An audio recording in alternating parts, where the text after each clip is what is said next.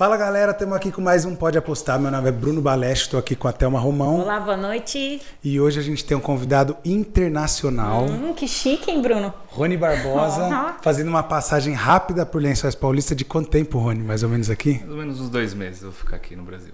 No Brasil, né? Não, mas Lençóis ainda... Lençóis eu vou ficar até quinta-feira, mas ainda volto umas 2 vezes. Então... A gente conseguiu essa casquinha aqui do Rony. Que bom, essa né? passagem. Que deu tempo. Então, e pra gente falar, eu já vou falando de primeira mão aqui, Rony, até pro pessoal, depois eu sigo com o nosso trivial aqui, mas só pro pessoal já entender, eu tô falando aqui de um diretor de banco do Canadá. Ai, Bruno, a gente tá muito chique, Não. vai. Não é? E as pessoas falam, mas não é só o pessoal de Lençóis? Falam, não, mas o Rony é casado com a Mariana, beijão enorme pra Mar, que é daqui de Lençóis também. Podia estar aqui hoje, eu esqueci, mas daqui a pouco ela chega aqui pro estúdio pra buscar o Rony pra bater um papo aqui com a gente. Então, que é todo mundo da família. Então, assim, tem um pezinho de Lençóis forte aqui, né, Rony? Com certeza. Não gosto muito daqui de Lençóis. Obrigado pelo convite. Prazer estar aqui. Minha primeira entrevista. Fui convidado semana passada. Estou super... lisonjeado pelo convite e muito contente de estar aqui com vocês. Valeu. Rony, vamos lá, vou começar com o pequeno nosso... currículo? Não, eu vou começar primeiro com os patrocinadores, o pessoal segurar um pouquinho. É verdade. Primeiro nossos patrocinadores, EFOC Escola Técnica, a Thelma está aqui hoje, fazendo aqui a nossa... Hoje, eu que falei, hoje eu vim mais rock and roll. Aqui, mas não, eu tenho que vir com escola, né? Então EFOC Escola Técnica, a gente está com cursos abertos para 2023. Técnico em Química, em Segurança do Trabalho, Enfermagem. Olha, Bruno, eu vou te falar uma coisa. O pessoal tem que correr porque as nossas vagas são limitadas e tá assim, ó, super acelerado. É verdade, a gente tá já com bastante gente na fila ali também. A enfermagem já tá quase completa. Olha que então, beleza. o pessoal tem que correr mesmo, gente, porque vocês sabem a importância de um curso técnico e o Rony tá aqui hoje para falar sobre isso também. Exato. Começou no curso técnico também, olha né? Olha que beleza. Então aproveita, então lá celulose e papel também, bombeiro civil pro começo do ano, então tem bastante coisa legal. A gente tem também a plataforma EFOC Play, que é onde são os treinamentos digitais aí para todo o Brasil, para normas regulamentadoras, e a Focus, que faz toda a parte de segurança e saúde do trabalho. Então, são os nossos principais patrocinadores e o espetáculo que acontece aqui, Rony, que você está aqui, curtiu o ambiente, o estúdio. Muito legal. Tribo Produções. Pode apostar, achei que vocês foram muito felizes na escolha. Poxa, obrigado. Que legal. Obrigado. Quem faz tudo isso acontecer, o Rony tá vendo, o pessoal não, o pessoal já conhece o Gustavão, que pilota esse show aqui com a gente na Tribo Produções e também tá sempre de parceria aqui com a gente. Beleza? Vou passar o currículo do Rony rápido, mas antes, pessoal, vou fazer hoje diferente. Vou pedir pro pessoal já dar um like lá, meter o botãozinho no like. Favor. Já agora para não esquecer. Bruno, então, explodindo de visualização da Fernanda Moia. Então, a coisa tá bombando aí, Rony. Sim. Ó. Do Rony a gente vai também passar aí os nossos mais de 10 mil visualizações também. Excelente. Então o pessoal vai ajudar isso, compartilhar também, se inscrever no canal. O que mais, Thelma? Os reels do nosso Instagram, que também tá bombando. As visualizações no YouTube, então, por curte favor. lá, não fiquem de fora. Se inscrevam, ative o sininho para receber, como essa entrevista que vai acontecer agora e outras. E até também. Sugestões, né, exato, de entrevista. Exato. Muito bom. Vamos lá, então. Rony, peguei aqui o currículo. Você disse que não está 100% atualizado, mas eu roubei um pouco do seu LinkedIn aqui. Então, eu vou passar por cima e aí você vai... É bom que o Rony, você viu, gente preparada é outro negócio. Ele já veio aqui com todo um briefing com a minha aqui. colinha aqui. Eu gosto de fazer mind mapping, eu gosto de escrever anotação. Acho que ajuda bastante a gente lembrar e preparar para qualquer situação, né? Seja uma entrevista, qualquer entrevista de emprego ou uma entrevista aqui para o podcast, ajuda muito. Show. Então você vai me corrigindo, viu, Rony? Então, como a gente falou, começou com estudo, a parte de formação. Começou ali com... Peraí, deixa eu voltar aqui. Então, a formação na Escola Técnica Federal de São Paulo. Correto, fiz eletrônica lá. Eletrônica. Depois já fez a FITO, Fundação Instituto Tecnológico de Osasco. Isso. Conterrâneo da Natália, minha esposa. Exatamente, grande Osasco. Fiz Ciência da Computação, fui segunda turma da Ciência da Computação lá da FITO. Segunda turma? Real, segunda turma. E aí fez o MBA na FIA mesmo, né? Exato. Aí já ali para 2014, mais recente, eu falo, né? Quase 10 anos já, né? Mas, já, o tempo tá voando. Legal. E aí, um pouquinho de carreira, começou desde a Xerox. Aí depois você corrige também se teve alguma passagem antes também. Mas Xerox, depois veio SAP, teve uma longa jornada, aí você fala pra gente das posições dentro da SAP e o que você desenvolveu lá. E aí já no Canadá, a partir de 2015. 2016, final de 2016. Final de 2016, na Numen. E que é uma empresa de na tecnologia. verdade, a Numen é aqui do Brasil. Eu trabalhei na Numen antes de ir para o Canadá. Quando eu estava na Numen de 2015 a 2016, eu estava me preparando, estava fazendo um plano no Canadá, transição, né? Porque para mudar de país não é uma coisa assim trivial. Você requer muito plano, muito planejamento. E nessa época eu trabalhei para essa conselheira. Eu vou falar um pouco dela também, que eu tenho muito carinho por essa empresa. Legal. E aí, em 2016, final de 2016, eu fui para o Canadá e estou lá até hoje, 6 anos e pouco. Show. E hoje, então, como diretor no Haventree Bank. Haventree Esse nome eu Bank. até tive que pegar porque o pessoal fala Heaven, não, é Haventree Bank. Haventree Bank. É Haventree de paraíso. Não, Haventree Bank é uma... É outra... Não, é uma árvore, é uma outra coisa. Ah, legal. Lá. Olha, aprendendo. Então, Haventree Bank, como então diretor de soluções e soluções de arquitetura. Integração e soluções de arquitetura. Que a gente está traduzindo, na verdade. Exatamente, porque lá quando eu falo que eu sou Director of Integration Solutions Architecture, é mais fácil, porque eu já estou acostumado lá, né? Quando eu vim para o Brasil, eu vou traduzir, eu me confundo todo. Mas é isso aí. É um time de integração e soluções digitais, ou arquitetura de solução, basicamente o que a gente faz lá. Pô, legal. Rony, então, começa para a gente falar, eu queria que você, dentro do que você programou aqui, até para a gente saber chegar onde chegou, conforme o nosso programa, nossas apostas, como começou essa aposta desde pequenininho lá e foi caminhando aí? Legal, vamos começar. Eu gostei muito do nome porque acho que na vida a gente faz muitas apostas mesmo, né? E algumas você vence, outras você perde e você vai sempre tentando, né?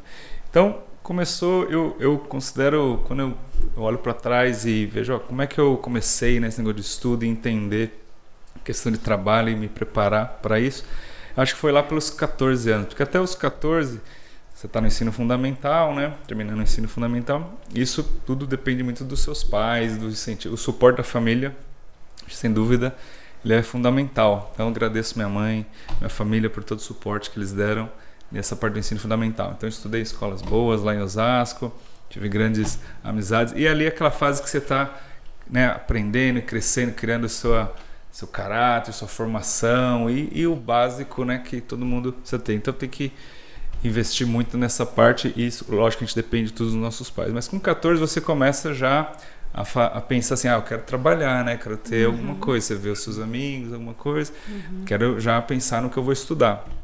E quando eu tinha 14, lá em 1996 mais ou menos, já tinha, eu tenho 3 irmãos, os 2 mais velhos já tinham feito eletrônica.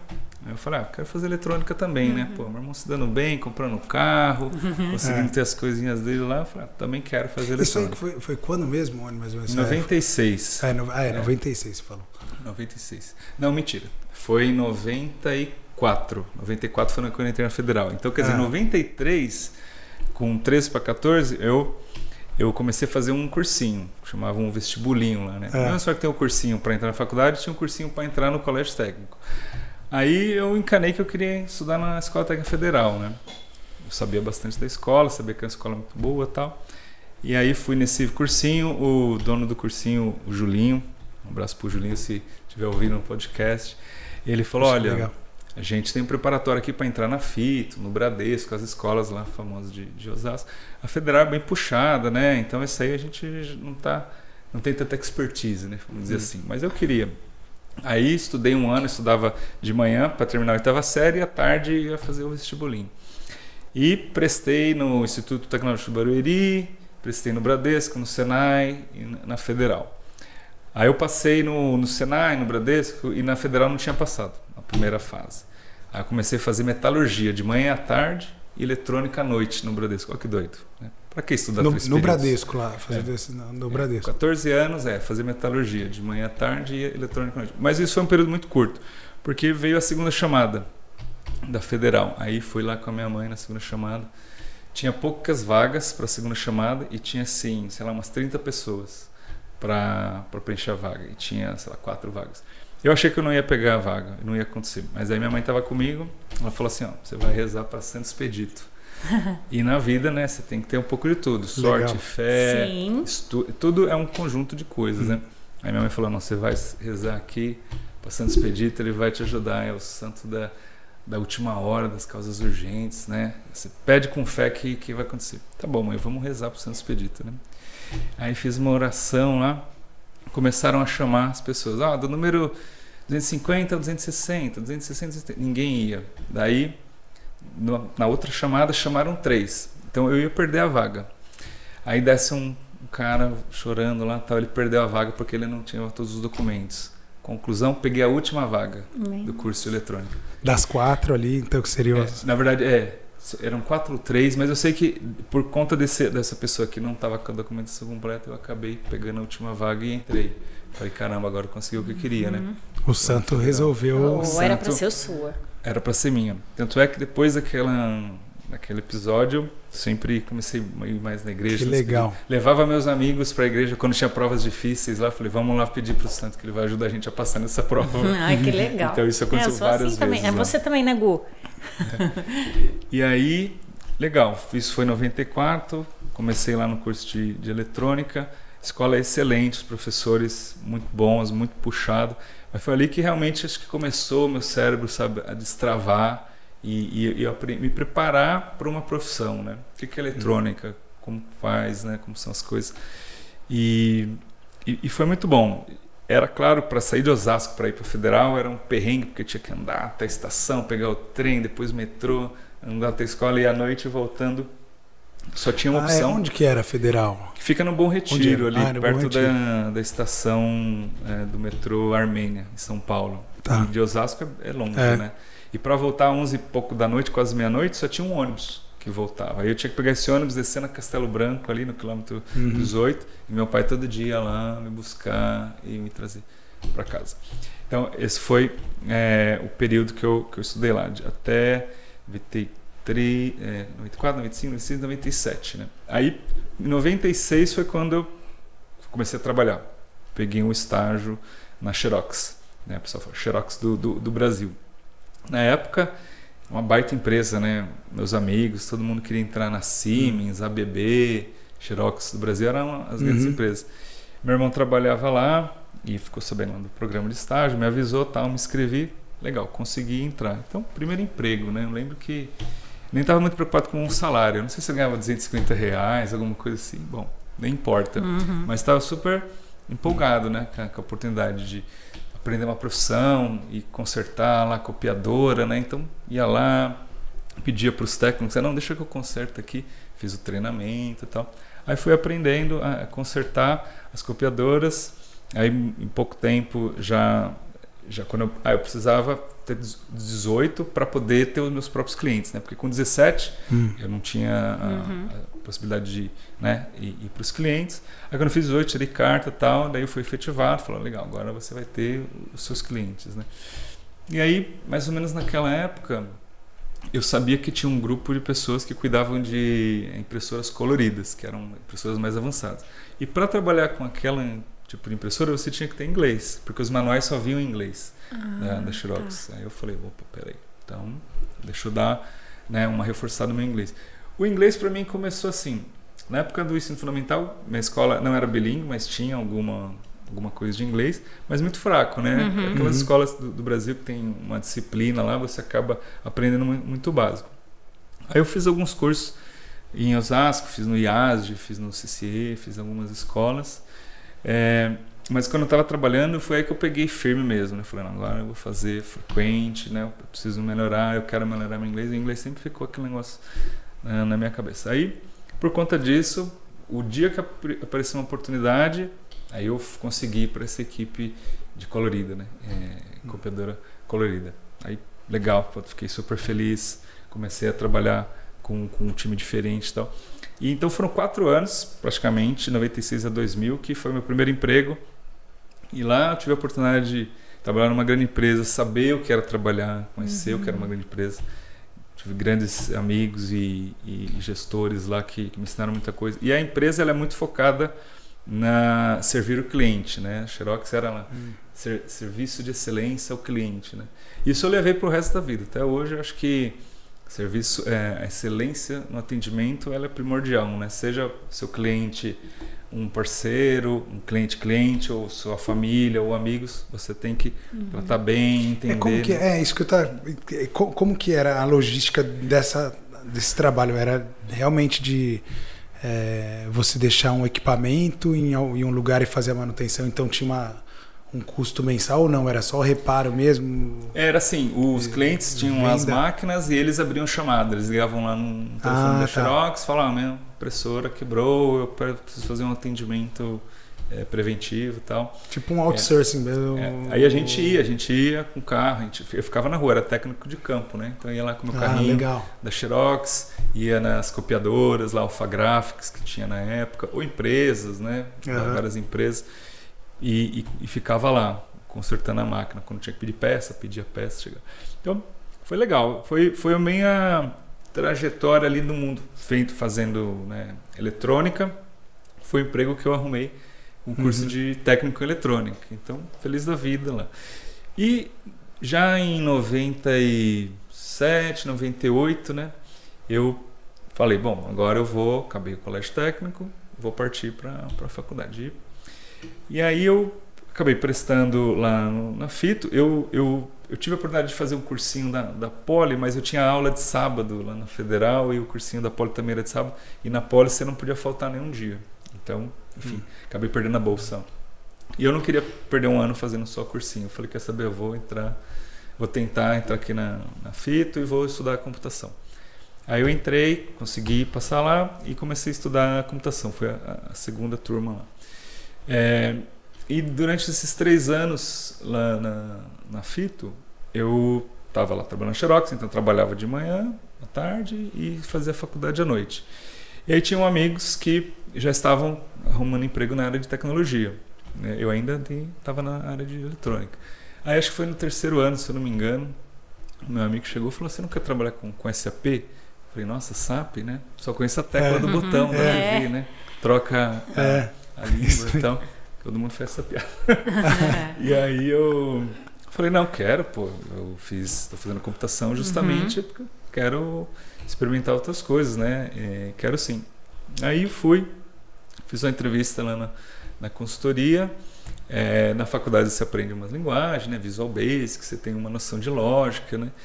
E também, aí eu naquele momento, aí foi uma das apostas também, né? Eu falei, eu vou apostar nessa empresa, porque imagina, depois de 4 anos eu estava efetivado lá na Xerox, tinha um carro da empresa, estava tudo bem, tudo tranquilo. Eu abri mão disso para apostar nessa outra empresa e eu ia ser contratado, eu ia ganhar metade. Eu saí para ganhar metade sem benefício nenhum para apostar naquela área de tecnologia. Mas eu sabia pela conversa com os amigos que era uma área promissora, né? Então eu falei, não, vou apostar. Falei com o meu chefe, ele falou, vai que você vai se dar bem, acho que é legal, parabéns pela atitude, acho que vai ser legal. Aí eu fui. E aí comecei, né, o primeiro curso de programação lá. E SAP é um sistema alemão, para quem não conhece, né, um sistema Isso alemão. que eu ia perguntar até, você leigo, a gente ouve tudo, mas quanto tempo já tem o SAP? O SAP é muito tempo. Se eu falar algumas letrinhas, vocês entenderem, vocês me interrompem, porque às vezes eu vou sair falando umas letras, tá? Mas não, é uma empresa de 40 anos, já um pouco mais de 40 anos. Tá. Porque pra gente, assim, ele popularizou mais agora, vamos dizer assim. Então. Isso, eu vejo que no Brasil, já de uns anos pra cá, que ele tá ainda mais... Mas demorou pra pegar isso mesmo. Demorou. Acho que ele chegou no Brasil, se eu não me engano, no 1998, naquela época, assim, começou as primeiras... consultores, primeiros treinamentos aqui. Antes dessa época, poucas pessoas tinham você pegou bem o início mesmo, se for ver assim. Exato. Da introdução. Porque antes disso, ou não existia, ou você tinha que ir para fora, né? Fazer curso, mas a empresa em si, ela nasceu bem legal. Antes, né? Mas aí no Brasil, quem estava em 98, 99, 2000, estava no começo, né, desse boom do SAP, porque era a virada do ano 2000, então o SAP ganhou muito visibilidade, né, nessa época. Aí fui lá, né, aprender, fui programar, né, ser programador. Comecei uma semana, de curso, não entendi nada, né, da programação, porque a linguagem, ela, além de ser uma linguagem de programação que eu estava aprendendo nova, tem muita referência, uns nomes em alemão lá, né? Ah, tá. Então foi um pouco choque no começo, mas, de novo, né? Você aposta, você persevera, você estuda e vai. Você vê que nada que com esforço e boa vontade não se aprenda, né? E, mais uma vez, com muitos suporte, muitos amigos, muita gente ajudando, fui pegando aos poucos como que era programar e me diverti pra caramba. Gostei muito de programação. Meus amigos que trabalhavam, né, em tecnologia, quando eu estava decidindo por tecnologia, eles falavam: pô, mas programação não é para qualquer um, programação é muito difícil, né? Aí eu gosto quando fala assim, porque aí incentiva, né? Aí me incentiva a aprender. Aí eu fui, consegui e tal, aprendi, aí fiquei 4 anos como programador.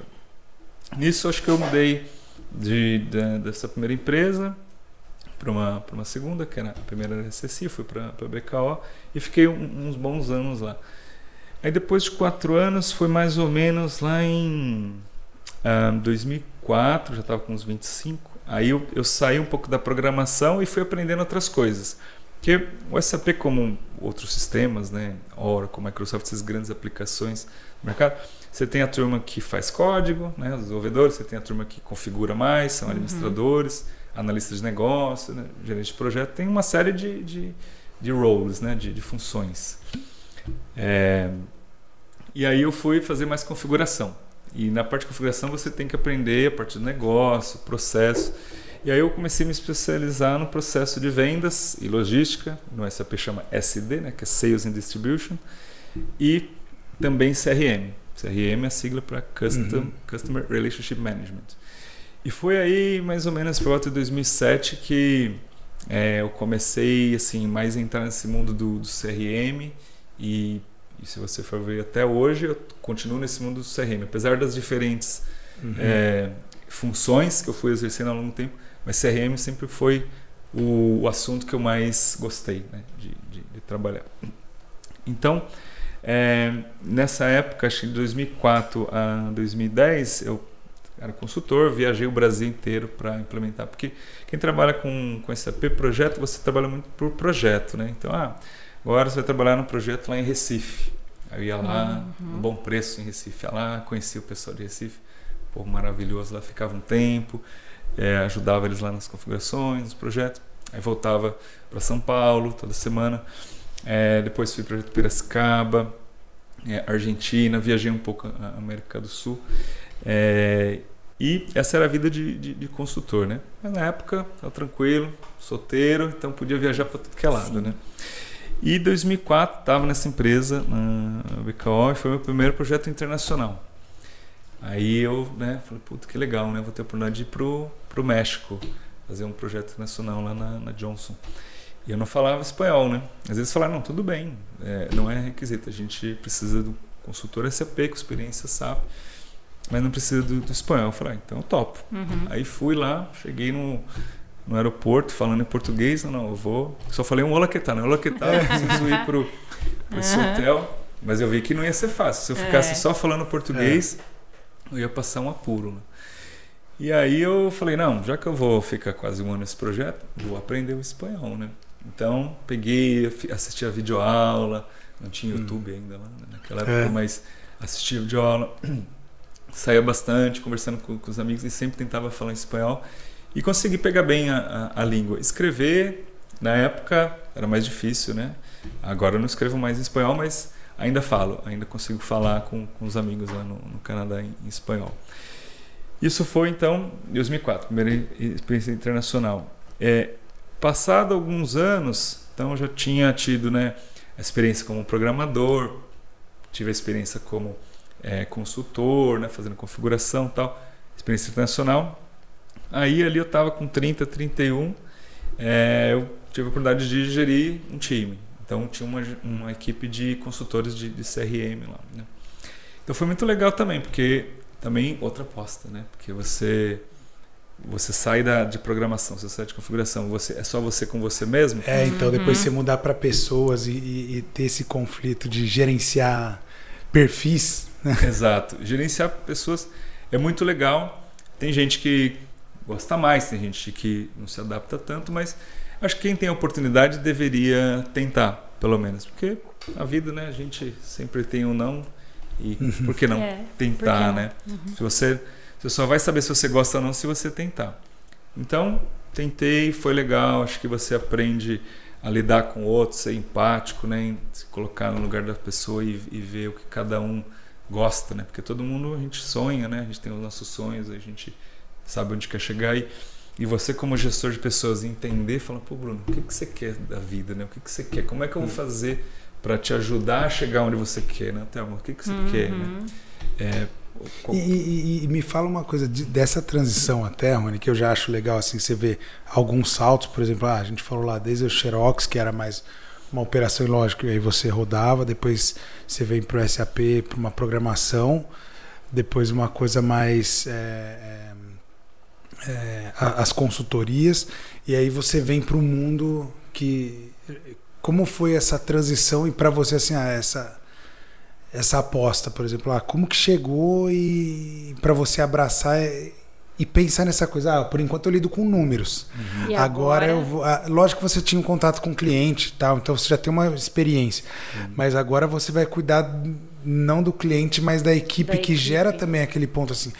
Não, o Rony era parceiro meu, agora ele vai me gerenciar. Como que foi essa experiência assim também? É bem interessante sua pergunta, porque realmente não é trivial. Quando você muda, você fica, e agora, né? O que eu vou fazer? Mas uma coisa leva a outra, né? Então acho que uma experiência que você tem, como eu tive lá na Xerox, me capacitou para a próxima, que foi entrar na área de TI, de tecnologia e aprender a desenvolver. E dessas duas experiências aí também me jogou para a próxima experiência, que foi ser consultor. Então acho que nessa somatória vai te preparando, você passa por tantas experiências, tantos acertos e erros, que uma hora você mesmo se reconhece como uma pessoa que pode ajudar a outra e a empresa te reconhece, né? Então é uma coisa que acontece muitas vezes natural, né? A empresa fala, pô, o Rony tem... Acho que ele consegue ajudar a gente a enxergou o perfil, pessoas, né? Enxergou o perfil, aí você vai. Mas aí quando você senta na cadeira, né? Você senta na cadeira e o seu amigo, que era o seu par, né? Você fala, agora eu vou ter que ser o gestor dele, né? Agora a conversa muda um pouco. Mas você, em algum momento você tem que colocar sua cabeça assim, para pensar que falar, tudo é na base do respeito, né? Poderia ser o seu amigo que estaria na mesma posição. Então, se eu tivesse um amigo sendo promovido para gestor, eu ia fazer também de tudo para ajudar ele, ia dar, né, o meu melhor para o crescimento da equipe. Legal. E ajudar o meu amigo. E foi assim que eu pensei, falei, eu vou ajudar individualmente cada um, vou entender o que cada um quer, vou tentar fazer o melhor que eu posso para ajudar cada um deles em todos os aspectos, né? E pedir feedback. Eu acho que feedback honesto, transparente, ele legal. É a chave assim para você, sabe, criar times e crescer com o seu time. Você não tem mais esse negócio de gestor que fala, é assim e pronto, né? Nós vamos fazer desse jeito, todo mundo para a direita.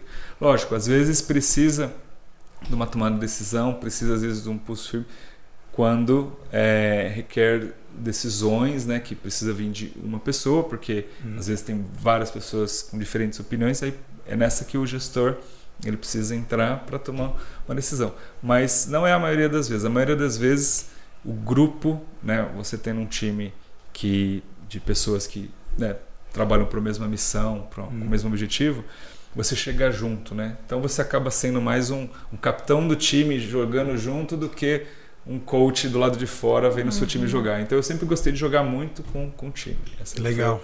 É a principal diferença. E aí, então, estamos aqui em 2010, mais ou menos chegando nesse tudo. Bom, dessa época, Bruno, 2006 eu fui para o México de novo, aí já era um outro projeto, aí a cidade de Monterrey. Você passou, teve uma temporada lá também. Foi, em Monterrey foi mais curto, foi um outro projeto. Naquela época eu era freelance, eu tinha saído da empresa e fui trabalhar como freelance. Também foi muito legal. Mas aí, nessa época, eu já tinha bastante experiência, diferentes cargos e funções, já conhecia muita gente, então não tinha mais aquele medo no começo, né? De, um novo cliente agora, meu Deus. Não, eu já tinha uma certa experiência, já fui com mais tranquilidade. E aí, acho que foi mais ou menos no final de 2011, 2012, que eu fui, de fato, trabalhar na SAP, né? Então, foi consultoria de 2000 a 2011/12, aí fui ser funcionário da SAP. E na SAP também é uma enorme empresa, né? É gigante, e fiz muitos amigos lá. Trabalhei na área de pré-vendas, que eu digo que foi uma das melhores épocas da minha vida. Pré-vendas é muito legal, você está em contato com o cliente, você faz a apresentação e ajuda os clientes a decidirem, né, pela melhor solução. Então você entende o problema deles e faz a apresentação para explicar, olha, o seu problema pode ser resolvido dessa maneira. Então é muito legal. E a área de pré-vendas também, quando você vende um projeto, lógico, né, você ajuda a equipe de vendas a vender, você também é remunerado, né, junto com a equipe de vendas. É muito legal. Então é diferente de ser vendedor. Vendedor eu experimentei também, mas já não foi muito minha praia. Então isso que eu ia perguntar, porque eu achei legal essa pré-venda. Como que é essa diferença lá? A diferença básica, assim, o vendedor, ele é o gestor da conta, então o vendedor ele tem cotas, né, para vender. Tá. Então, se o cara trabalha para essas grandes empresas de software, ele tem uma cota lá anual, que ele, né, precisa vender os produtos e o serviço, e ele é cobrado pelaquela cota. Se ele vai bem, tudo legal.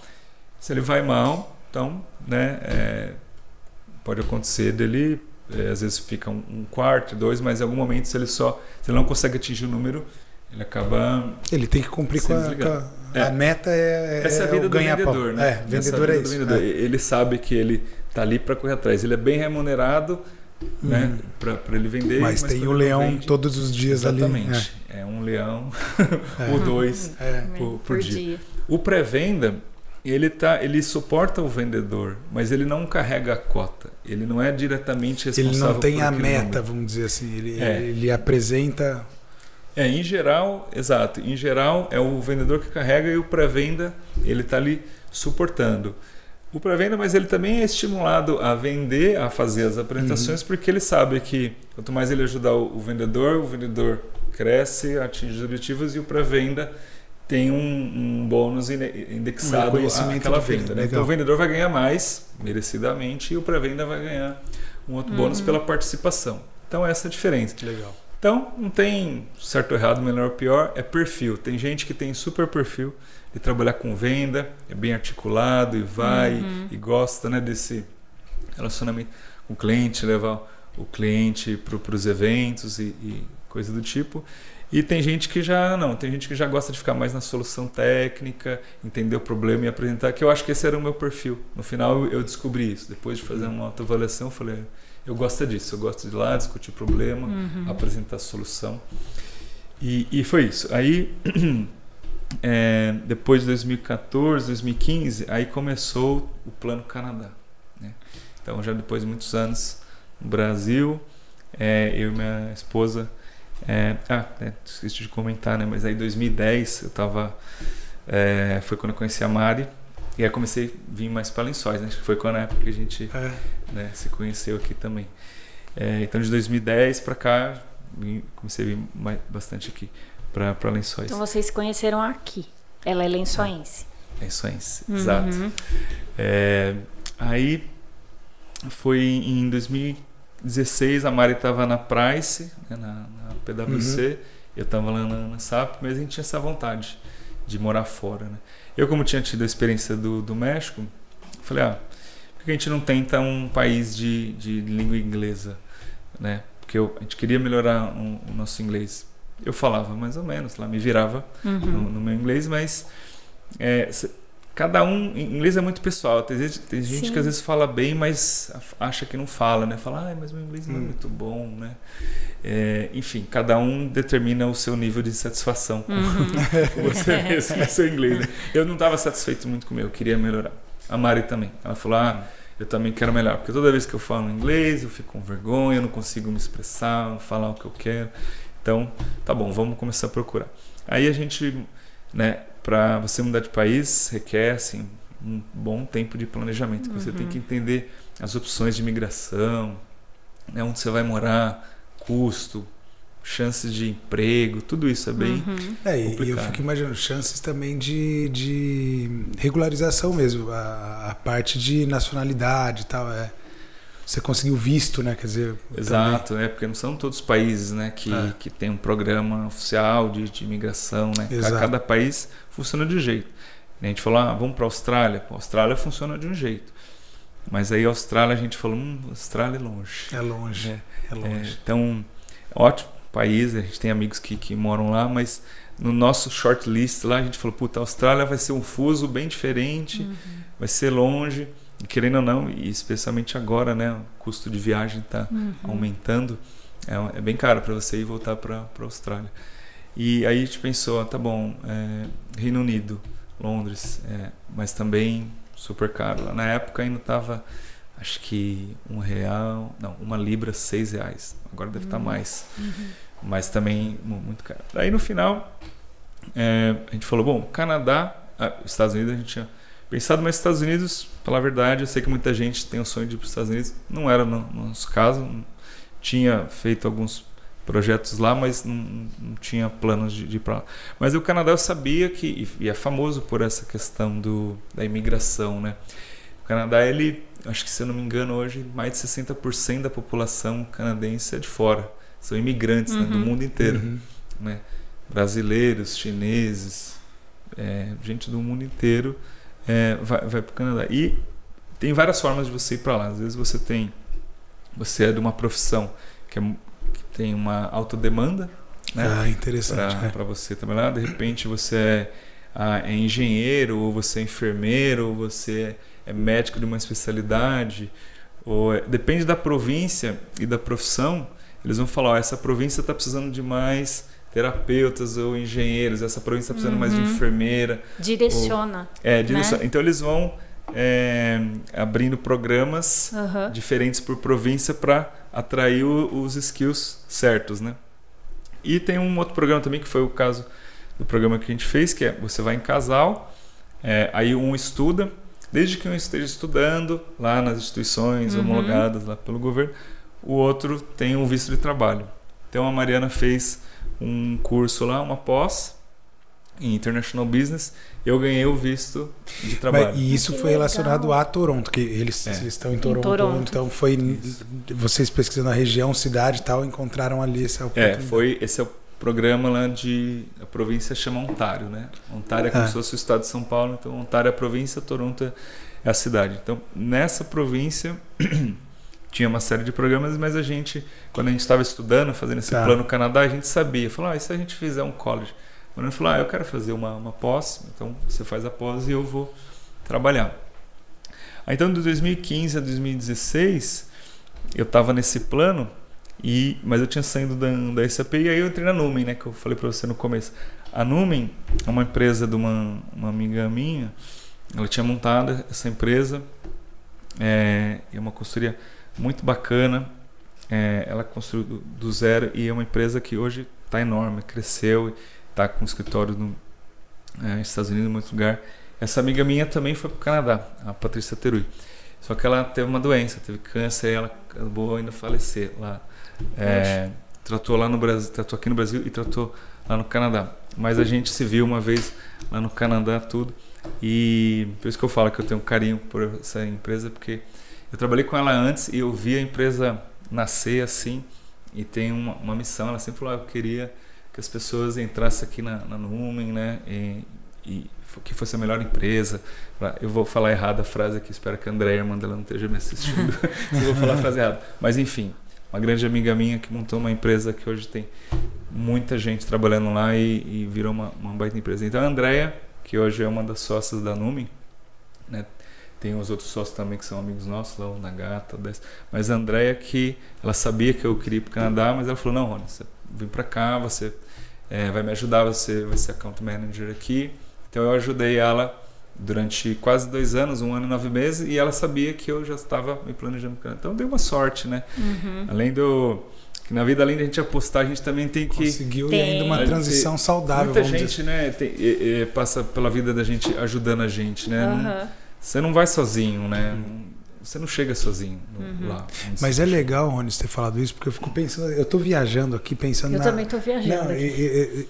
E principalmente nessa transição, porque eu falo, eu conheço vocês e tal, mas para tomar uma decisão dessa de mudança, querendo ou não, assim, é lógico, e você que vai dizer, mas vocês tinham uma certa estabilidade ali e você sabia o potencial que você tinha aqui também, amar também, e falar, não, porque assim, tô bem, uma coisa é você falar assim, preciso virar porque não tenho mais oportunidade. Sair da zona de conforto. Agora, não, a gente quer buscar um plano A e talvez, eu não sei, depois você me fala se vocês tinham um plano B e C, mas é uma decisão. Eu lembro quando vocês comentaram, a gente está indo embora.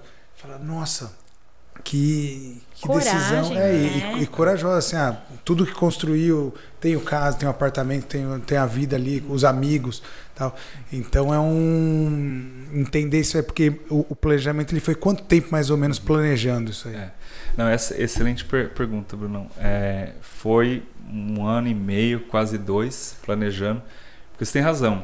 A gente estava tudo bem, tinha ótimos empregos, né? Os dois, a Mari Feliz lá na Price, então não foi aquela coisa assim, tá dando tudo errado, eu perdi emprego, tô com raiva, né? Vou sair do Brasil, não quero mais. Não, nada disso. A gente estava super bem. Foi mais uma aposta, né? Nossa. Outra aposta. A gente estava super bem aqui. Tinha, né, nossos amigos, a gente sempre vinha aqui para Lençóis no mínimo uma vez por mês ou 2 vezes por mês. Temos grandes amigos aqui em São Paulo, em todo lugar. Então por que, né, ir para o país gelado do Canadá? Fazer o quê? Passar frio lá, né, no Canadá. Mas como eu te falei, a gente setou que a gente falou, olha, agora nós estamos numa idade que ou a gente faz agora, que a gente não tinha filho ainda, ou fica mais difícil depois. Aí já não vai, não que não seja possível, mas fica só mais difícil. Você tem que mapear melhor. E aí a gente falou, não, vamos sim, vamos fazer o plano. E aí nesse plano você tem que estudar para onde você vai, quanto que você vai gastar, né? Porque na época o dólar até não estava tão caro, o dólar canadense. O dólar canadense é um pouquinho mais barato. Um pouco mais barato do dólar americano, mas ainda assim estava acho que 2,1 dólar canadense estava 2,30. Mas quando você vai lá pro Canadá, todo mês que você não está trabalhando, você tem que estar levando dinheiro daqui, né? Então, o custo não é barato lá, é um custo de vida comparado a São Paulo, né? Então, não sei, vamos fazer um chute assim. Se você tem um custo de vida de R$5.000 em São Paulo, você vai ter um custo de vida de $5.000 lá em Toronto. Então você fala, bom, $5.000, se eu levar $5.000 todo mês para lá, na época 2,20, 2,30, não era tanto, mas agora dobrou, né? O dólar era 4 e pouco. Então, quando o dólar está nessas altas, fica mais difícil para o sonho Canadá acontecer para algumas pessoas, né? Mas o que a gente fez? A gente juntou dinheiro, vendeu o carro e tem um apartamento lá que a gente alugou, mas a gente juntou dinheiro e falou assim, olha, nosso plano é o seguinte, em 1 ano, né, a gente vai medindo todo mês, se der certo, se a gente gostar, se conseguir emprego. É tudo se, né? É muito se, porque nada é garantido. E fiel-se. E fiel. Só na programação. Exato, tá vendo? Porque a programação me ajudou. Exatamente. Então, se chegar lá, fala, mas e se a Mari podia não gostar do curso? Podia, né, querer fazer outra coisa? Eu podia, de repente, levar mais tempo para arrumar trabalho e aí ter que trazer mais dinheiro e uma hora o dinheiro ia acabar. Mas a gente falou assim, ó, se o dinheiro acabar antes de 1 ano a gente volta, se o dinheiro não acabar em 1 ano a gente volta, se tudo der errado, né? Mas graças a Deus as coisas aconteceram bem diferente e muita coisa aconteceu a nosso favor, né? Acho que quando você está também naquela espiral positiva, tudo acontece, né? Da mesma forma que a negativa também, quando junta, também vem tudo, né? Junto. Mas a gente chegou, a Mariana começou a estudar, aí 1 mês depois, porque no primeiro mês a gente estava morando num basement de um amigo, né? Tem essa história desse amigo também, depois se der tempo eu conto. Mas a gente morou no basement dele, o Carlos, grande abraço pra ele. É que o pessoal que não sabe, o basement geralmente é um porão na casa tipo ali. Um porão, tá? Mas que é lógico, é que a gente fala porão aqui. Porão canadense. É bonito, tem um quarto. É um loftzinho e tal. É um loftzinho, exato. E a gente morou lá até conseguir um apartamento. Porque quando você chega lá num novo país, você não tem crédito, você não tem nome, não tem nada. Então, assim, difícil alguém te alugar um apartamento. Uma coisa simples, que é conseguir um cartão de crédito e alugar um apartamento, se torna difícil quando você é novo no país. Mas aí nesse primeiro mês esse amigo nosso apresentou com uma brasileira corretora que aí conseguiu um apartamento pra gente, aí conseguimos mudar apartamento, né? Aí fomos no banco, abrir conta, consegui cartão de crédito, essas coisas. Aí falei, bom, hora de procurar emprego. Liguei para um amigo meu brasileiro que estava lá nessa consultoria. Falei, e aí, você tem SAP aí na consultoria? Né? Tem experiência de SAP? Falou, não tem. Mas tem Salesforce. A gente trabalha com Salesforce. E, como eu falei, aquela parte do CRM, né? O SAP ele tem vários módulos, tem vários tipos de produtos e CRM é um deles. Né? E como eu já tinha uma boa experiência nessa área de CRM, o Salesforce ele é um dos... Hoje no mercado é o top software de CRM. Né? Eu falei, bom, tá alinhado com minhas expectativas, né? Adoraria, né? Ter a oportunidade de aprender Salesforce. Aí fui lá, tive um papo de 1 hora com o dono da consultoria, né? E aí eu fiz com ele mais ou menos o que eu estou fazendo aqui com você, contando a história da minha vida. Eu falei, aqui, ó, Ed, minha vida foi assim, eu aprendi, né, programação, papapá, cheguei aqui no Canadá, minha esposa está estudando e eu vou procurar um emprego. Então eu fui sem emprego, não tinha nada lá, só tinha o visto de trabalho. E aí ele falou, não, gostei de você, eu vou você falar com o Greg, fazer uma outra entrevista, se ele gostar de você, a gente faz uma proposta. Aí ele fez uma proposta para mim e foi bem legal, porque nesses quase 15 e poucos anos aí de SAP, eu, ao longo do tempo, teve a questão das certificações, né? Que isso é muito importante na área de tecnologia, né? Então, a gente falou no começo lá, né? Pô, educação técnica, super importante. Educação, né? O terceiro grau, importante. Inglês, sem dúvida, né? Inglês tem que fazer, não tem discussão, né? Se você quer crescer em qualquer carreira hoje, acho que uma outra língua é importante. Acho que não só também para a questão de trabalho, mas para a questão de cabeça mesmo, para você ter sua cabeça boa em aprender a língua. Já foi provado que isso ajuda com questão de Alzheimer, você não ter Alzheimer no futuro, então tudo isso. Então, e as certificações também, principalmente no mercado de tecnologia, são muito importantes, porque tecnologia você não consegue aprender tudo na escola técnica ou na faculdade.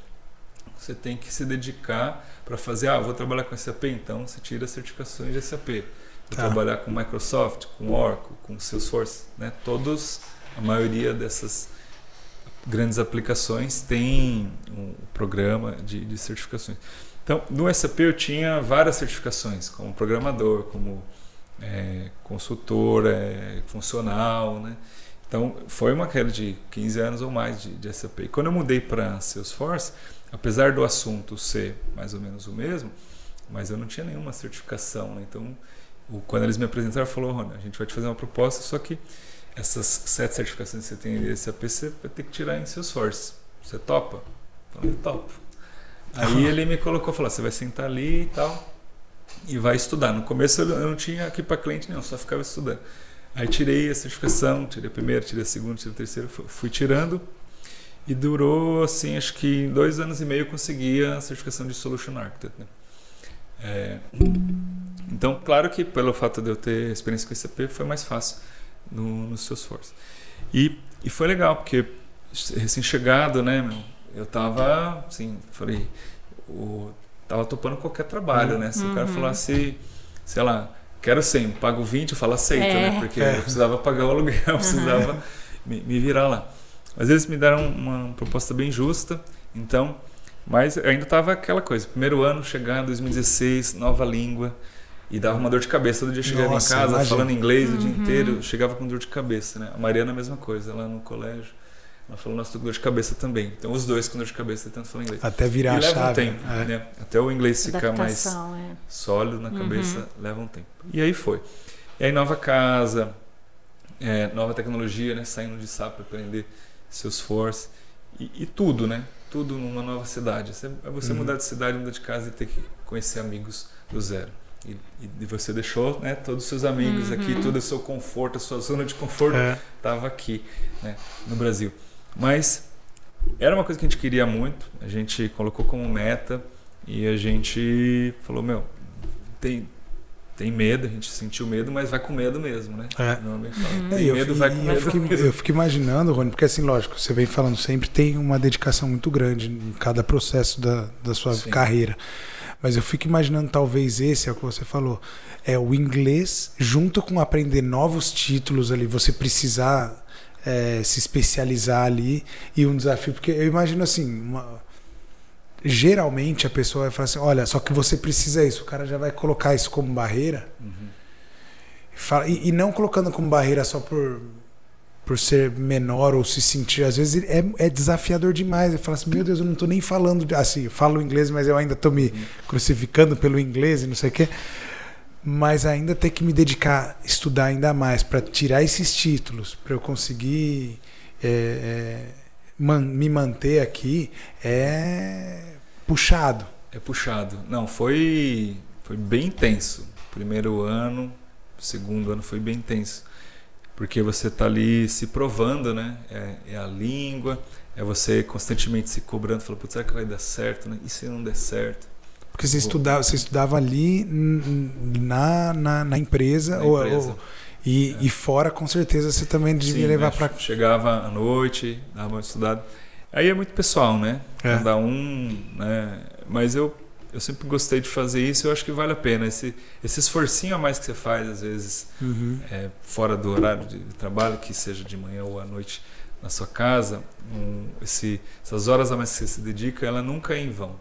Faz a diferença. Ela acaba fazendo a diferença, né? Faz. Quando você vê sobre as pessoas que se deram bem, que chegaram lá, né? Você vê que uma das diferenças é essa, que elas...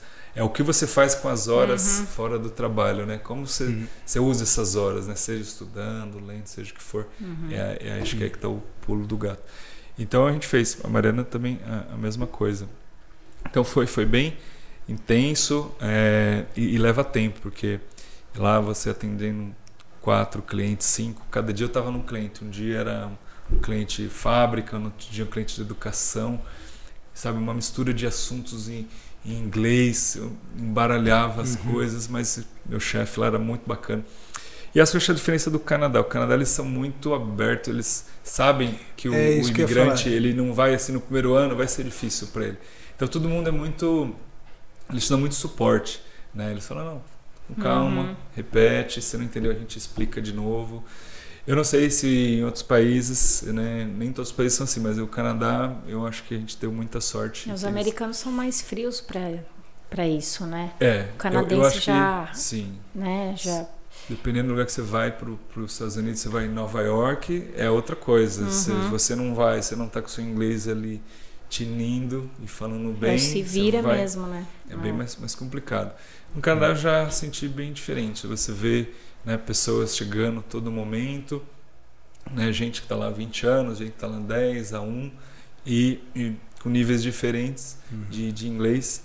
E por isso que eu falei, né, da questão do nível de conforto, né?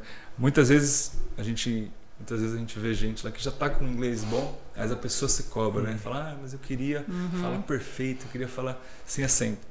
Aí é muito pessoal. Eu particularmente acho um pouco bobagem, não ligo muito para acento. Meu acento ainda é os asquenses, mistura de lençóis, brasileiro, mas no final eu me faço entender. O que vale a comunicação, O que vale a comunicação. Então, e aí, né, toda essa experiência de programador, consultor e pré-vendas e tal, conforme você vai passando, né, de 20 para 25, de 30, você vai ficando mais velho e vai acumulando essa experiência, então tudo fica mais fácil, né? As coisas ficam mais fáceis. Então, querendo ou não, quando você vai, mesmo que você vai fazer a mesma coisa, você vai fazer um projeto que é parecido, você vai entregar uma coisa, você acaba entregando diferente porque seu cérebro já se acostumou, né, com aquilo. E aí eu acho que foi nessa que, em 2019, antes da pandemia começar, que o banco entrou na vida, né? Que foi assim, eu estava lá nessa consultoria, aí um pessoal do banco me chamou para conversar, falou, pô, a gente gosta de você já fez 3 projetos aqui, a gente está procurando um arquiteto, que o banco estava nascendo, né? Esse banco nem existia, ele estava começando a ser um banco. Eu falei, nossa, eu nunca trabalhei em banco, muito menos não sei como é que um banco nasce do zero, né? Mas trabalho em tecnologia. A conexão do banco foi você prestando serviço, então. Prestando serviço para eles. Aí me convidaram e na época foi um momento assim, ótimo para mim, porque estava muito intenso esse negócio de trabalhar em 5 clientes diferentes. Eu falei, se eu trabalhar em um cliente só e falar do mesmo assunto, eu acho que vai ser um pouco mais fácil, né? Eu estava precisando daquilo naquele momento. E aí eu entrei no banco em 2019, ano que vem, vai fazer 4 anos que eu tô lá. Aí 2020 veio a pandemia. Foi engraçado até que o banco, quando eu entrei, eles falavam, Rony, aqui a gente não aconselha o home office não, tá? Tudo bem você vir todo dia para cá? Eu falei, não, sem problema nenhum. Passado 3 meses, meu chefe falou assim, você pode ficar 2 vezes por semana em casa, porque a gente está contratando muita gente, não tem lugar aqui. Não, sem problema. Mas 3 meses depois, fica 3 dias e 2 dias você vem. Aí, pandemia. Foi 2020, né? Março de 2020. Aí foi a pandemia, aí não teve escapatória. Mas foi interessante que o banco, nos anos anteriores, estava se preparando para ser um banco digital, né? E as pessoas podiam trabalhar de qualquer lugar. E ainda bem que isso aconteceu, porque quando veio a pandemia, o banco conseguiu deixar todos os 200 funcionários trabalhar de casa e a operação não parou. Já vinham se preparando sem saber. Sem saber. Né? Porque logística. Senão, se a pandemia fosse antes, ia ser bem mais complicado. Acho que para muitas empresas também. E lá, não sei, talvez por coincidência, foi bom que na hora que aconteceu isso, eles estavam preparados, né? Aí, isso 2020 também, minha filha Aya nasceu, então eu estava trabalhando de casa com o nenê. Foi engraçado também, porque às vezes a gente fazia uma reunião lá no Teams, né? Aparecia lá a Aya chorando, ou a Mariana passando atrás, assim, na câmera. Mas acho que aqui no Brasil também não foi diferente, né? Todo mundo entendeu, Todo mundo entendeu, né? Claro. Eu acho que nesse ponto foi bom, né? Trouxe um pouco mais de, né? Pô, somos humanos, né? A gente vive, a gente trabalha, mas no final a gente tem a nossa família para cuidar, tudo importante. E lá foi assim também. E aí eu fiquei 2019, 20, 21, até agora há pouco, como Solution Architect lá do banco, ajudando o banco a implementar as diferentes soluções lá de Salesforce. Como o banco estava começando, né? Ele tinha acabado de se convertir no banco, então a gente tinha questões estruturais para endereçar lá, como é que é fazer os backups, encriptação, proteção de dados sensíveis, né, de cliente, os canais de comunicação com o cliente, a canal de voz, SMS, e-mail, portais. Então tudo isso é uma arquitetura, né? Você como arquiteto você tem que desenhar tudo como é que funciona. E essas coisas têm que funcionar, né? A coisa tem que ir de um lado para o outro. E isso foi o que eu fui fazendo. Aí eu acabei indo além do Salesforce, eu acabei entendendo outras soluções e outras tecnologias e fui fazendo esse papel. E agora, recentemente, faz 2 meses, o banco acabou, né, fazendo umas mudanças lá. Ele está em crescimento, sim. Ele parece uma startup, porque a gente, sabe, não é aquela... Às vezes a pessoa fala, vai trabalhar em banco, vai ficar sossegado, não tem muito, né? Eu tranquilo, eu falo, não, então não vem trabalhar no nosso banco, porque lá a pessoa é bem agitada. Tem muitas aspirações, o banco, ele, né, como eu falei, tá crescendo, ele quer ser um banco digital, quer ter produtos, quer ter cartão de crédito dele, quer ter conta corrente, outras coisas. Então tem muita coisa acontecendo. E aí, enfim... Me convidaram, promoveram para ser o diretor lá de integração e aplicações. Então esse é o meu cargo atual, ainda preciso atualizar meu LinkedIn, porque tudo aconteceu meio rápido, né? E eu achava que, honestamente, porque quando eu fui a primeira vez gestor de pessoas lá atrás, eu tive a experiência, mas depois que eu fui para pré-venda e venda, eu voltei a ser né, fala em inglês, é um individual contributor, você é você mesmo, né? Uma contribuição de um recurso, você não gerencia pessoas. Mas eu falei, olha, eu sempre apostei, né, vou continuar apostando, e se o universo está me colocando essa isso é importante. oportunidade, eu vou abraçar. Aí tem um time muito bacana lá, hoje a gente está em umas 14 pessoas, tem bastante projeto para os próximos 3, 4 anos. Também tem a sorte de poder vir para o Brasil aqui de vez em quando, né? Isso foi um dos efeitos colaterais da pandemia, né?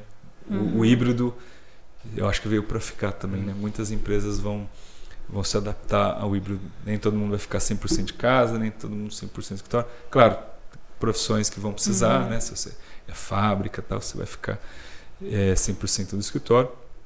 Mas no caso de banco, acho que o híbrido veio para ficar. E essa possibilidade de vir aqui ficar 2 meses no Brasil, fantástico para a gente, né? A gente fica um pouco com a família, vou lá para Osasco, vem aqui para Lençóis, curte uma praia também.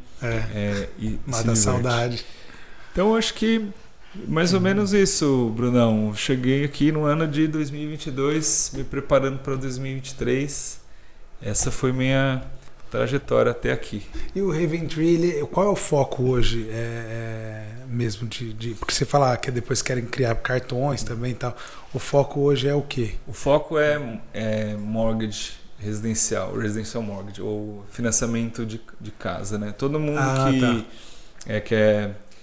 é assim, lá no Canadá você... Eu dei uma olhada numa pesquisa lá, como se fosse das hipotecas, lá você conseguia... Isso, exato. Lá no Canadá funciona assim, porque aqui no Brasil você vai comprar uma casa, você vai no banco, na Caixa, no Itaú, né? E leva lá o seu imposto de renda, seu documento, e fala a casa que você quer comprar, o banco te fala, posso te financiar tanto, e fixa a taxa por 30 anos, né? Vamos dizer assim, na média é assim que acontece.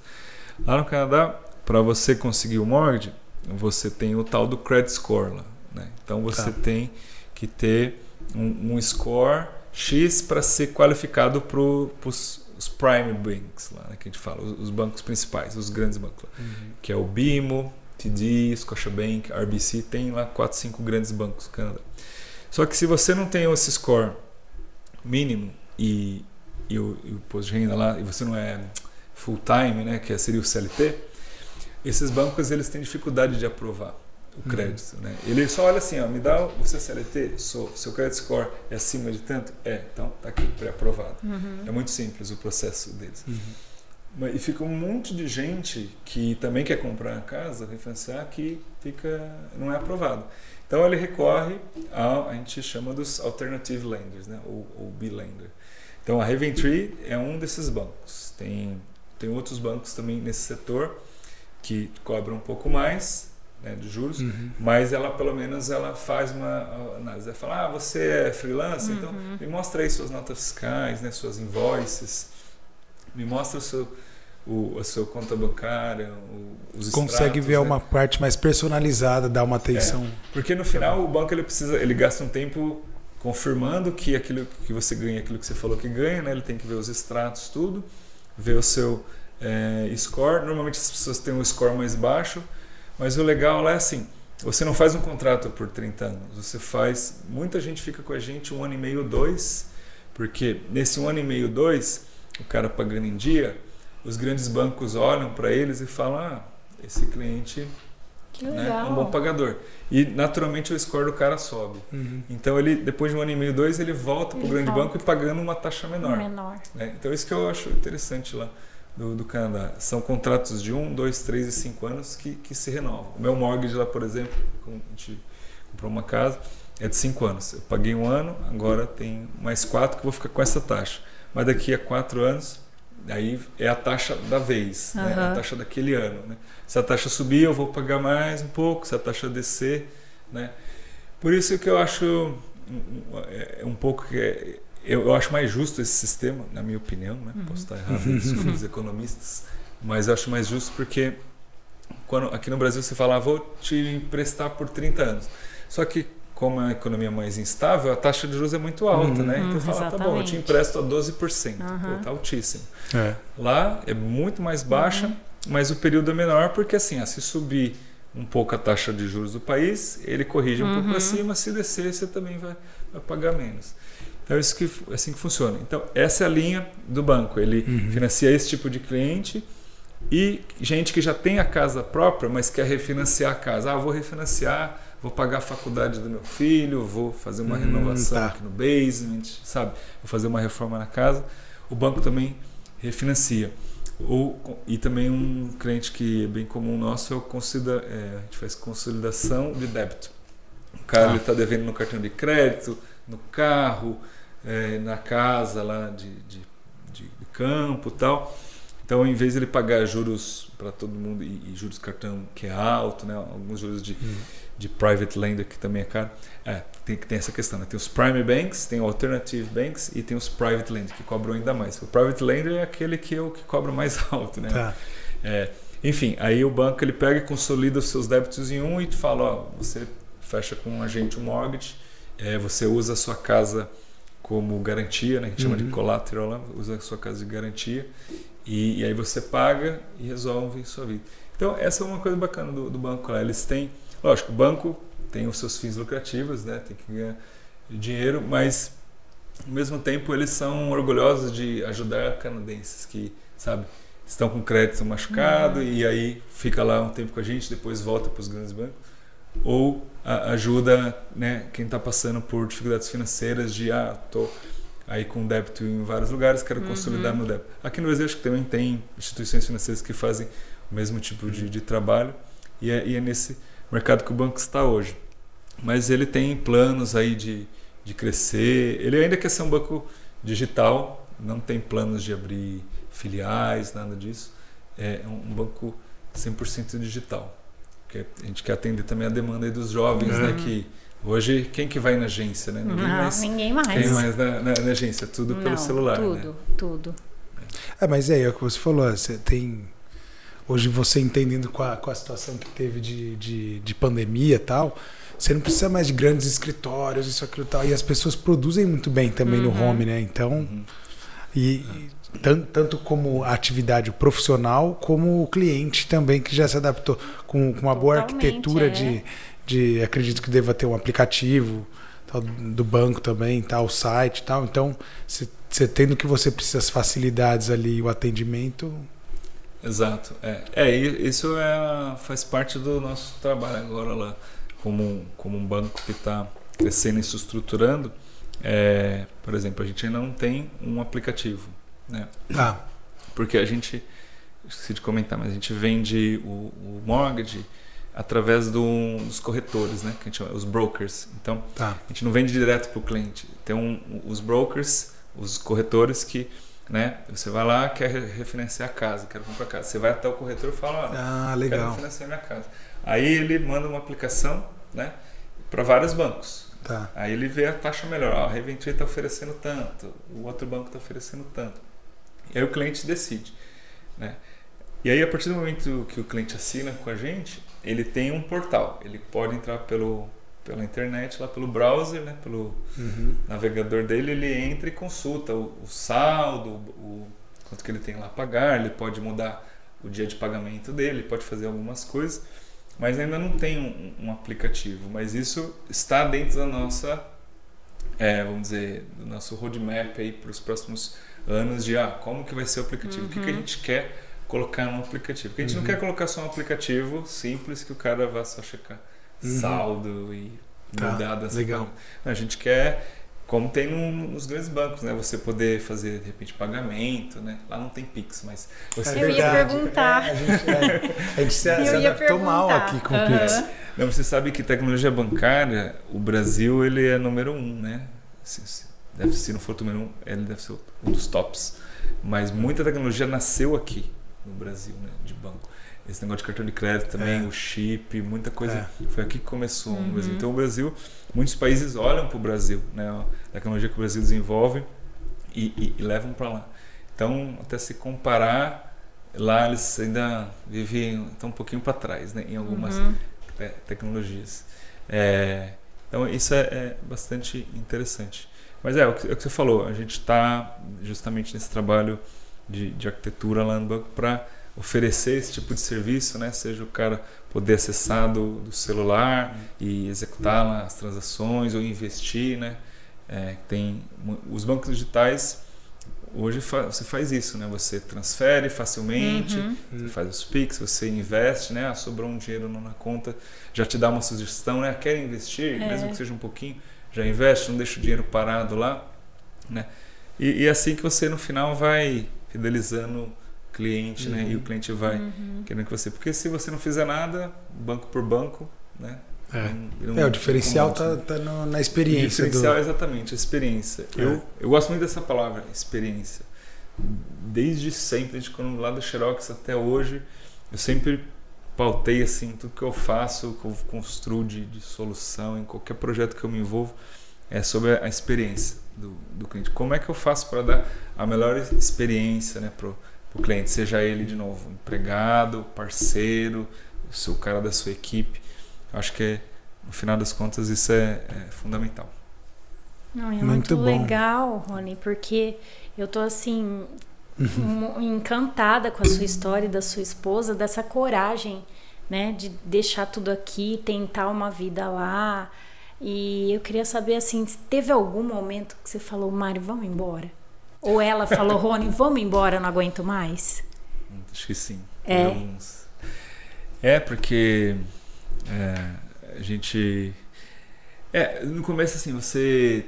Né, primeiro inverno, frio, e aí você... Família, né? Família, né? E engraçado, muita gente fala que eu não vou pro Canadá porque é frio, eu não ficaria eu por causa adoro do frio. Eu ficaria. Eu adoro. Eu adoro frio, eu não gosto de passar frio, mas eu gosto do frio. Eu gosto de ver a neve caindo, eu gosto de...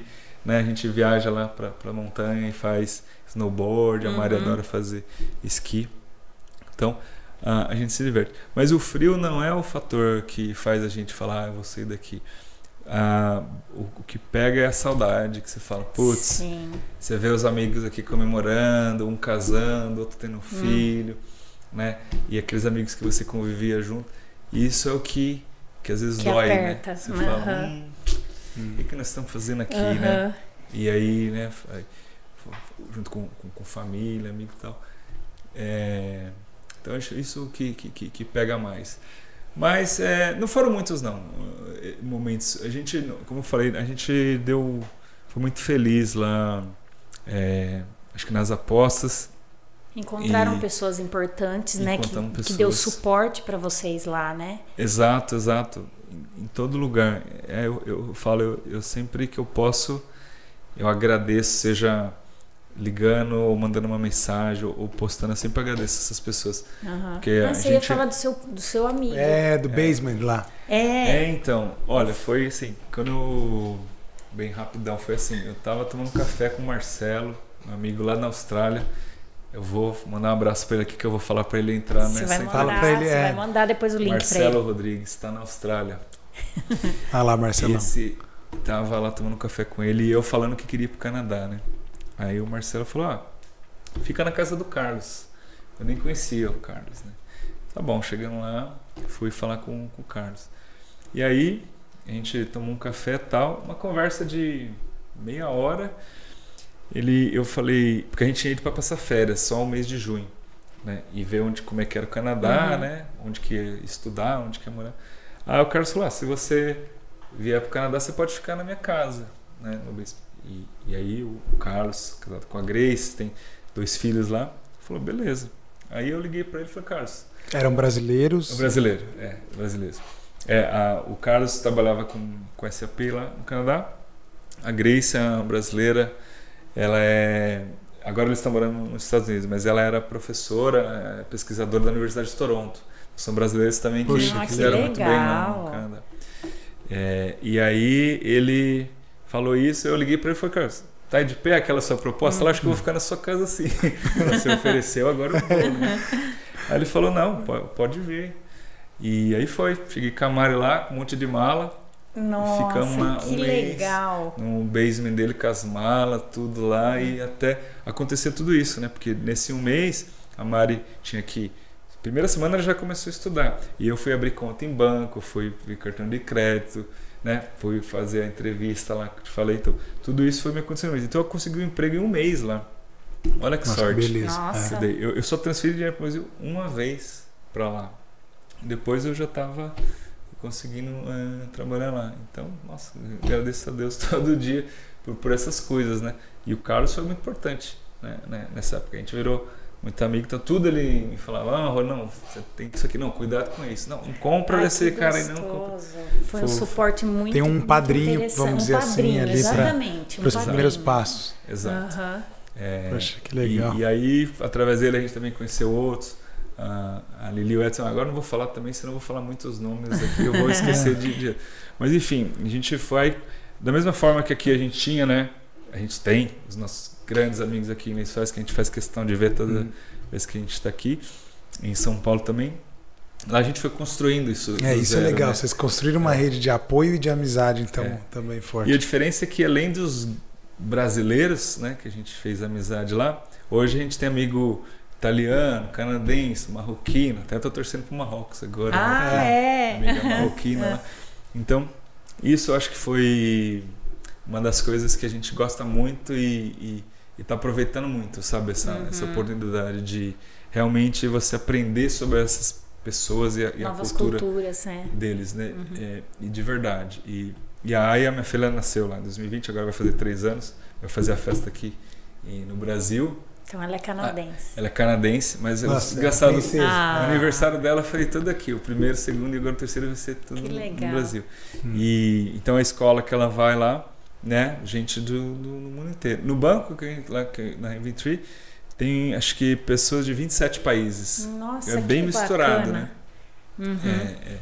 E é muito legal. E nas escolas lá também, a gente quer que ela aprenda tudo isso, né? Cresça falando português. É isso que eu ia te perguntar. Vocês falam português com ela? A gente fala português dentro de casa, porque o que o pessoal fala é assim, pra gente imigrante é importante você manter a sua língua materna dentro de casa, porque se você fala inglês, acaba que... Porque inglês vai ser a primeira língua dela de qualquer maneira, né? Porque você sai de casa, é na escola, em qualquer lugar, ela vai naturalmente responder e enxergar o mundo em inglês e tal. Então a gente tem que falar português com ela dentro de casa para que, à medida que ela cresça, ela não perca, né? Porque os pais brasileiros é diferente, bonitinha, né? Mas agora ela tá ainda 3 aninhos, né? Ela tá falando minha amiga, ela fala abridor. Ela fala o meu amigo. Mas vamos ver. Tem um amigo que tá lá já há 20 anos que as filhas falam espanhol e ele falou, eu sempre forcei muito dentro de casa. Porque o que acontece é que chega uma idade que a tendência é você falar na sua língua e seu filho responder em inglês, né? Porque é mais fácil para ele responder em inglês. E aí você tem que falar, fala em português. Fala em português. É assim que... E aí adolescente, né? Lógico que eles vão reclamar tudo. Mas depois de um tempo eles vão te agradecer. Vão falar, e é o que ele fala para mim, falou, minhas filhas hoje me agradecem de eu ter forçado elas, que elas falam fluente os dois, né? Falam o espanhol, falam o inglês. E lá, inclusive, ainda lá tem o lado canadense, francês, né? Também. E tem um pouco dessa. Você chegou a pegar um pouco dessa coisa do francês também ou acaba? Francês, a Mari estuda francês. Ela tá mais aí empenhada em estudar o francês. Eu ainda não comecei, mas a gente vai bastante para Montreal, já foi umas 4 vezes, acho. A gente gosta muito de ir lá no Montreal. Tem escolas bilíngues lá, né, em inglês e francês, tem, mesmo nessa idade da Aya, 3 anos, os pititicos lá, tem a imersão em francês. Por enquanto a gente colocou ela numa escola que não é francês, é Montessori. A gente também pesquisando sobre escolas, a gente queria experimentar esse método de que é maravilhoso, né? A Mari é bem apaixonada pelo tema, tá sempre lendo e ouvindo podcast. A professora lá, que é uma escola nova, e essa moça também quebrou a escola, também super empolgada lá, então a Aya tá gostando. E a gente tá vendo mesmo uma diferença bem bacana, esse esquema do Montessori. Aqui ela tá numa escolinha, na verdade, até semana passada a Aya estava aqui numa escola. E a gente ficou preocupado, né? Falou, nossa, a gente vai para o Brasil ficar 2 meses, colocar a Aya numa escola. Aí colocamos uma escola aqui em Lençóis, esqueci o nome. Mas, aqui em Lençóis? Foi só uma semana a escolinha que ela ficou. Aí a professora no primeiro dia falou, mas tem que ver a adaptação, né? Você vai se adaptar. No primeiro dia a professora falou, não, sua filha não tem problema. Que gracinha. Então, porque ela já, sabe, já vai para tanto lugar e fala com tanta gente, se mistura com adulto. E o Montessori se mistura, né? Você Muito. tem 3 anos, você mistura com de 4, com de 5, com de 6. Então ela é bem fácil, assim. Se adaptou super bem. Muito bom. Muito bom. Bom, a gente já está com o nosso tempo quase estourando aqui, Rony. E a gente queria deixar assim... Queria que você deixasse uma mensagem legal para o pessoal que está te ouvindo, porque as suas apostas você já colocou muito bem para a gente, que são muitas, né? E eu acho que eu vendo, né, toda essa sua trajetória, que foi muito legal, acho que a sua maior aposta foi realmente o inglês, né? A sua dedicação com uma língua. Eu queria que você deixasse aí alguma coisa para os jovens, principalmente, que querem também ir para um outro país. O que você fala de bom para eles? Não, legal. Eu também acho que em inglês, se eu fosse colocar entre as top apostas, sonhos, acho que eu concordo. Foi uma das principais coisas que me motivou a fazer essa mudança tão grande, né? De sair do país, deixar família, amigo e tal. Mas eu acho que a mensagem que eu deixo é, assim, eu sempre sonhei muito, né? Eu sempre mentalizei muito, assim, o que eu queria ser, né? Quando eu via alguém de sucesso, quando eu via alguém conseguindo chegar lá, né? Eu sempre me imaginava, assim, naquela pessoa, né? Chegando no lugar, vestindo a roupa da pessoa e tendo ali, sabe? E agindo como ela e falando.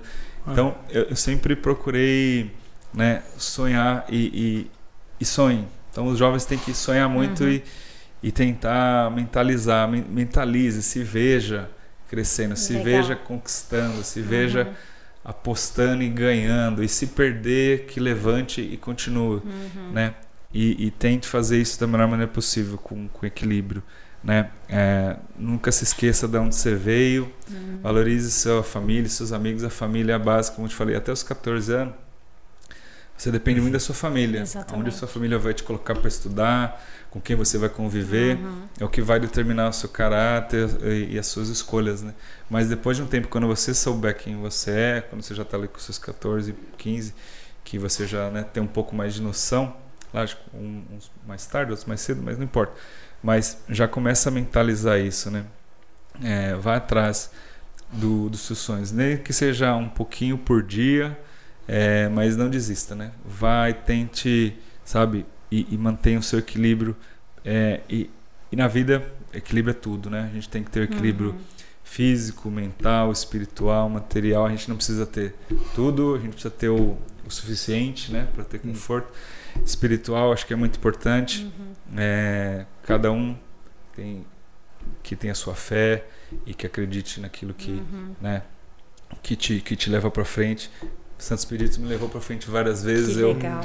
Eu, apesar de não frequentar tanto a igreja, mas eu rezo de casa e eu sempre rezo e agradeço, acredito em Deus. Então, né, mantenha o seu espiritual em alta, mantenha a sua cabeça boa em alta, faça exercício, né? Não fique obsoleto, não deixe, não fique sem fazer, né? Mantenha seu físico, sua cabeça boa. E aí também, quando você começa a pensar nessas coisas, tudo, você acaba, acho que, equilibrando tudo, né? Aquilo que você come também te interfere, né? No seu dia a dia. Então, uma coisa puxa a outra.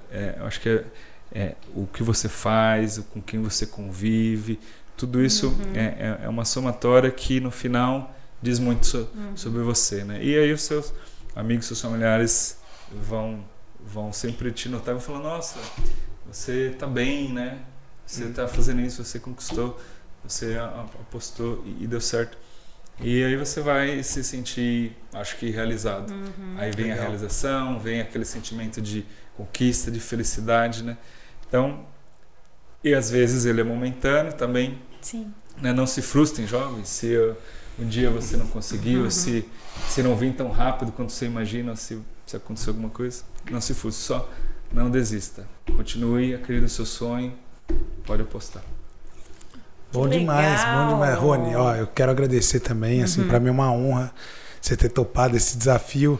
A gente cruzou, soube que o Rony estaria por aqui. Eu falei, Rony, vamos lá sentar, bater um papo. Obrigado por ter dado essa oportunidade para a gente de ouvir essa trajetória que eu não conhecia.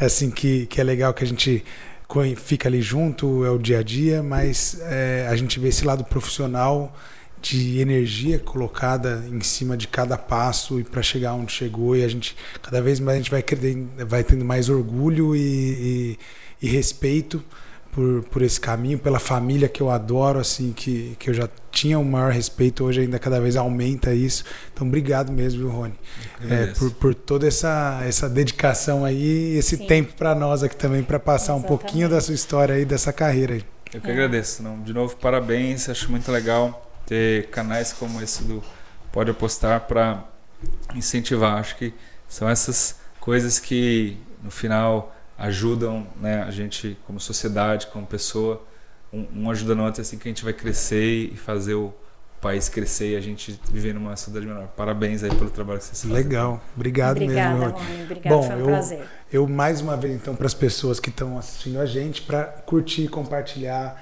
não esquecer de se inscrever no canal, para outras pessoas, mais pessoas também conseguirem conhecerem um pouco mais dessas histórias, como essa agora que a gente está falando com o Rony. Né? É super inspirador, que a gente fica aqui, eu falo, Rony, toda vez eu falo, a gente tá de camarote aqui assistindo todas as entrevistas, pra gente é uma delícia. Então, fica isso. Até a próxima. Thelma, quer falar alguma coisinha? Só agradecer o Rony por toda essa experiência, passar pra gente e vir aqui. Foi muito bacana. Obrigada, Rony. Fechado. Gente, obrigado então. Até a próxima.